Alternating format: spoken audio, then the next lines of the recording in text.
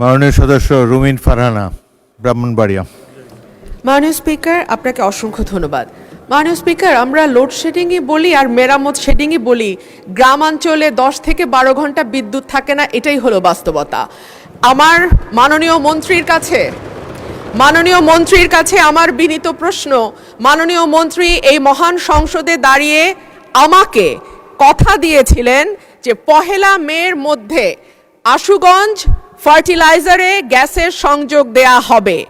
এরপরে আরো 1 মাস 3-4 দিন পার হয়ে গেছে মাননীয় স্পিকার, এখনো আশুগঞ্জ ফার্টিলাইজারে গ্যাসের সংযোগ আমরা পাইনি। গ্যাসের সংযোগ আছে, গ্যাসের সাপ্লাই আমরা পাইনি।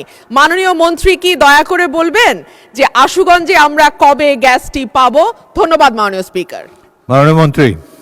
মাননীয় স্পিকার, মাননীয় সংসদ সদস্য রুমিন ফারহানা প্রথমে যে কথাটা বললো যে 10 থেকে 12 ঘন্টা বিদ্যুৎ থাকে না, এটার সাথে আমি একমত না। উনি বিদ্যুৎ ছাড়ছেন, আবার ওনার ফার্টিলাইজার ফ্যাক্টরি তো চালাতে বলছেন। গ্যাসের তো আমার সংকট আছে, সেই জন্য আমাদের বিদ্যুৎ প্ল্যান্টগুলো চালিয়ে রাখতে হচ্ছে এবং সেই জন্য তার ওখানে সংযোগ দিতে পারছি না আমরা। এর বেশি আমরা যখন গ্যাসের অবস্থা উন্নতি হবে তখন আমরা এটা দিতে পারবো। আর 2 নম্বর হলো যে গত 17 বছরে কোনোদিন ড্রিলিং করা হয় নাই, আমরা এই প্রথম এসে ড্রিলিং শুরু করেছি। আমরা আশা করি ইনশাল্লাহ আমরা গ্যাস পাবো।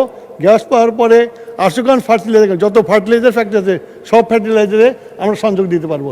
ধন্যবাদ স্যার। মাননীয় মন্ত্রী, সংসদে যে প্রতিশ্রুতি দেবেন সেটা ড্রিলিং বা অন্যান্য যাবতীয় আনুষঙ্গিক বিষয় স্টাডি করে তারপরে সংসদে প্রতিশ্রুতি দেবেন। ধন্যবাদ।